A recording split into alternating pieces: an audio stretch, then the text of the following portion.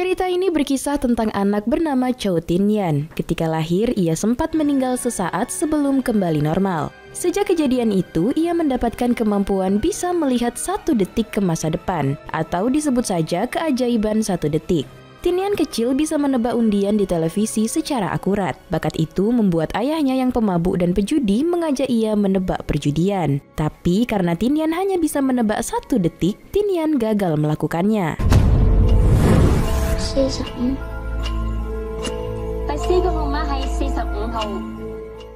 Karena bakatnya, Tin-yan diundang ke TV. Sejak kemunculannya di TV, ia jadi viral di masyarakat. Tin-yan kecil yakin bakatnya akan merubah hidupnya ketika ia dewasa. Tapi sayangnya tak semudah yang ia bayangkan. Tin-yan dewasa bekerja di sebuah bar milik Pak Tua. Diketahui ia juga memiliki hutang untuk berjudi. Di tempat lain, pria bernama Chi-sun sangat semangat mencari siswa untuk latihan di klub tinju miliknya bernama Ying-ngai. Ia juga mencari partner untuk latihan di sana. Sayangnya, mencari keduanya tak semudah bayangannya. Tak ada satupun yang ia dapatkan. Kembali ke bar di mana Tin-yan bekerja. Di sana, putra semata wayangnya yaitu Chileng mendatanginya. Diketahui Tin-yan adalah single parent. Istrinya telah lama meninggalkannya. Tin-yan memberikan mainan Hulk pada Chileng sebagai kado ulang tahunnya, walaupun Hulk pemberiannya lebih mirip badut. Tin-yan melihat alat bantu dengar Chileng rusak. Chileng memang memiliki masalah dengan pendengarannya. Ia diganggu temannya dan menyebabkan alat bantu dengarnya rusak. Tin-yan tak memiliki keberanian membela putranya. Chileng pun menganggap ayahnya sebagai pecundang. Beberapa waktu kemudian, penagih hutang datang untuk memukuli Tin-yan, tapi tak semudah itu. Dengan kemampuan 1 detiknya, Tin-yan melakukan perlawanan balik kepada mereka. Melihat ada yang keluar dari bar, Sun masuk menyaksikan Tin-yan dengan mudah melawan para penagih hutang.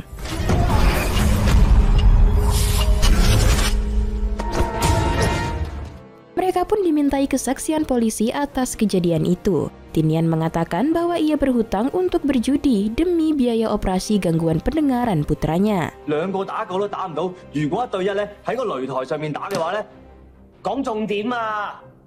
Chileng merajuk karena ayahnya terlibat atas kerusuhan malam itu. Sementara Sun mengajak Tin-yan untuk menjadi partner di klub tinjunya karena ia akan melakukan pertandingan tinju tak lama lagi. Tin-yan waktu itu hanya cuek saja. Esoknya, Tin-yan mengantarkan Chileng ke sekolah. Saat bertemu dengan orang tua pengganggu Chileng, Tin-yan malah menyuruh Chileng minta maaf karena telah kasar kepadanya. Chileng tentu makin merajuk kepadanya. Saat Tin-yan datang ke bar, Pak Tua memberhentikan Tin-yan karena ia kecewa, karena tahu Tin-yan masih suka berjudi. Tin-yan tak punya pilihan lain selain menemui Sun. Sesampainya di klub tinju Sun, Tin-yan disambut oleh sepupu Sun yaitu Ayu. Diketahui mereka berbagi tempat latihan. Ayu sendiri adalah seorang instruktur yoga tertawa. Ya, beginilah contoh yoganya.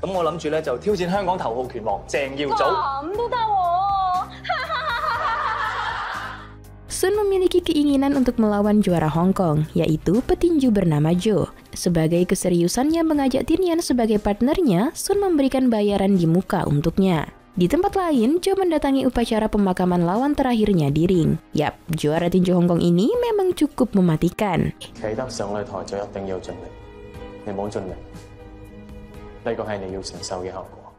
Esoknya, Tin-yan mulai bekerja sebagai partner Sun. Sun juga mulai mengajarinya teknik dalam tinju. Karena hanya demi uang, Tin-yan terlihat tak semangat latihan. Sampai saat Chileng mendatangi ayahnya di klub itu. Melihat Chileng mengawasinya, Tin-yan menjadi lebih antusias latihan agar ia tak terlihat sebagai pecundang. Selesai latihan, Tin-yan memberikan alat bantu dengar baru untuk Chileng. Setelahnya, Tin-yan bertanya apakah dirinya hebat. Chileng merasa ayahnya berubah ingin jadi hebat hanya jika ada dirinya.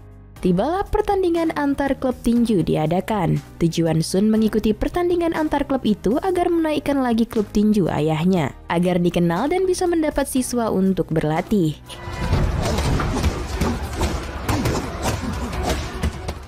Sayangnya, ketika bertanding, penyakit pernapasannya membuat Sun tak bisa bertahan hingga ronde pertama selesai. Saat lawannya meminta lawan lain dari klubnya, Sun meminta Tin-yan melawan pria itu, walaupun keputusan itu melanggar peraturan. Karena putranya melihat padanya, Tin-yan memutuskan melawan pria itu. Di pertandingan itu, walaupun agak konyol karena ia bertarung kebanyakan menghindar, tapi Tin-yan mampu bertahan hingga ronde selesai.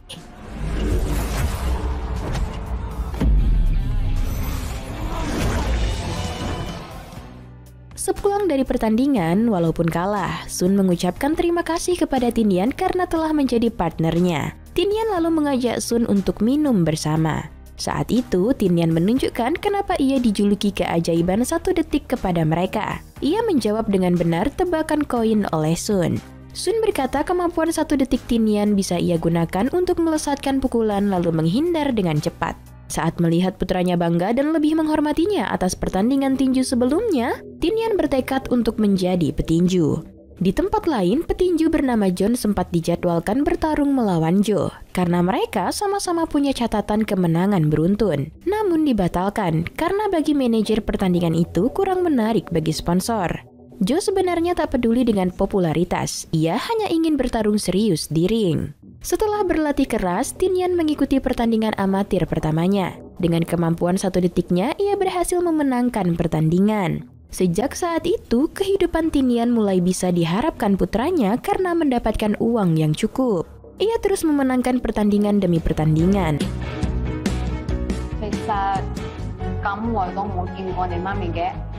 Siswa klub tinju mereka juga mulai berdatangan. Sampai pada pertandingan melawan John, pukulan Tinian membuat John kewalahan.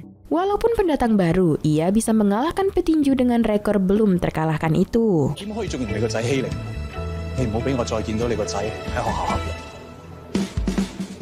Tinian viral karena kemenangannya melawan John. Tentu saja, Sun berjasa karena telah membawa Tinian ke dunia tinju. Tes gelombang otak Tinian pun telah dijalankan, dengan hasil bahwa Tinian memiliki gelombang otak ganda. Itulah yang membuatnya memiliki kemampuan 1 detik. Hasil itu membuat John mengajukan keberatan, yang menganggap masuknya Tinian di dunia tinju adalah kecurangan.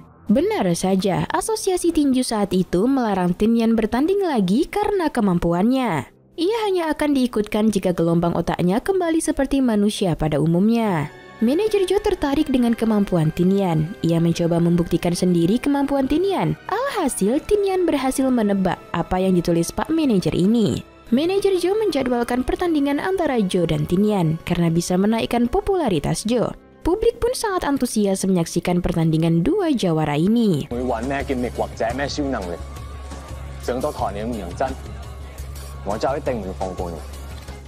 Esoknya, setelah Tinian dan putranya makan bersama Sun, mereka berjalan pulang. John datang dan berkata, ia tak terima dengan kekalahannya waktu itu. Ia meminta tanding ulang.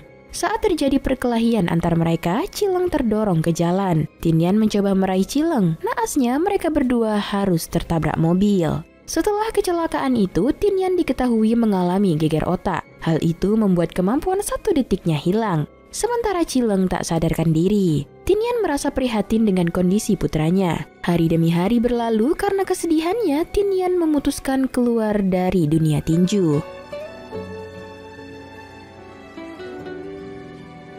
Suatu hari, John menjenguk Chileng di rumah sakit dan mengungkapkan rasa bersalahnya atas kecelakaan hari itu. John mengungkapkan bagaimana susahnya menjadi petinju secara alami. Itulah kenapa ia tak suka dengan kemampuan Tinian. John menambahkan, hilangnya kemampuan Tinian harusnya membuat Tinian membuktikan bahwa ia adalah petarung sejati sebagai petinju normal lainnya. Saat Tinian tertidur, ia tersadar karena Chileng siuman. Chileng merasa ketakutan karena tak bisa mendengar.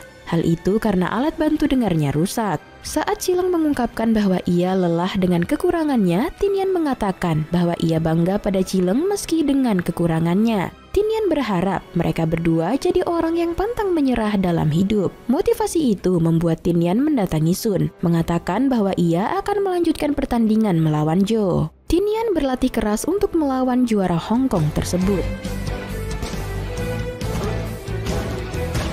Singkatnya, tibalah waktu pertandingan antara Tinian dan Joe. Tinian dengan catatan belum terkalahkan, sementara Joe petinju mematikan sangat berbahaya. Ronde pertama pun dimulai. Tinian terlihat kewalahan menerima serangan Joe tanpa kemampuan 1 detiknya. Ronde kedua, setelah mendapat serangan, Tinian berhasil mendaratkan beberapa pukulan pada tulang rusuk Joe. Ronde ketiga, pukulan Tinian menjatuhkan Joe. Ronde ke-6, Tinian cukup memberikan perlawanan. Begitupun ronde ke-9.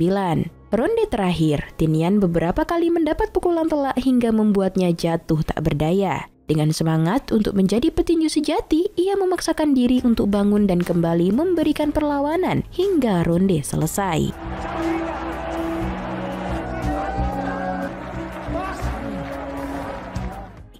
Tinian sudah kelelahan, ia hampir terjatuh, namun Joe menyambutnya. Joe mengakui Tinian adalah lawan yang sepadan untuknya. Tidak peduli siapa yang memenangkan pertandingan, semuanya merasakan kebahagiaan atas pertandingan itu, baik Joe maupun Tinian. Karena Tinian sendiri berhasil menjadi petarung sejati dengan kerja keras tanpa mengandalkan kemampuan satu detiknya. Pada akhirnya, pengalamannya dalam tinju memberikannya pelajaran berharga untuk menjadi ayah yang membanggakan untuk Chileng. Yap, dengan begitu, film pun tamat.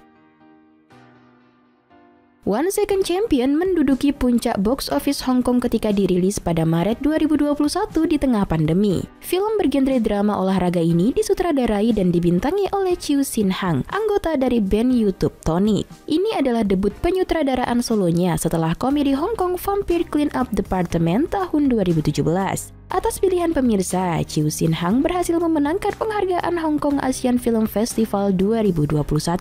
Dibintangi oleh Baby John Choi, Chanon Santina Thornkull, Chiu Sin Hang, Andy Chow, Lin Min Chen, dan Lo Hoi Pang. Lin Min Chen adalah aktris Malaysia, sementara Thailand, Chanon Santina Thornkull. Naskah film ditulis bersama oleh Ashley Cheung dan Rian Wai Chun Ling. Penonton akan sangat menikmati film ini karena alurnya bersahaja dan mengharukan tentang perjuangan ayah dan anak. Hubungan ayah-anak dikembangkan dengan cerdas untuk membangkitkan empati penonton. Mulai pertandingan tinjunya, Chow mencoba mengajari Chileng tentang nilai ketahanan dan ketekunan. Yang terpenting, dia menginspirasi putranya untuk melihat kecacatannya sebagai kekuatan untuk tidak pernah menyerah. Penyanyi Andy Kau Kuo Kin sangat baik dalam peran utamanya. Dia memiliki chemistry yang hebat dengan seluruh pemain, dan transformasi fisiknya sebelum menjadi petinju hingga bertarung menjadi karakter yang sangat meyakinkan. Sebagai pelatih tegas, sutradara Chiu Sin Hang membawa banyak energi ke dalam film, sementara Min Chen Lin memberikan penampilan yang sangat memukau. Sayangnya, Chanon sendiri hanya diberi sedikit waktu untuk berkembang sebagai karakter Venus. Dalam segi pengambilan gambar, film ini cukup baik dalam membuat kita menikmati keseruan pukulan demi pukulan oleh Tinian di dalam ring. Secara keseluruhan, film ini cukup sempurna. Dan masuk pada penilaian, Biro Perfilman UBR Media memberi rating film One Second Champion 7,3. Like dan share ke teman-teman tersayangmu agar mereka juga ikutan nonton film keren ini. Dan jangan lupa subscribe channel UBR Entertainment. Sheshe, bye-bye!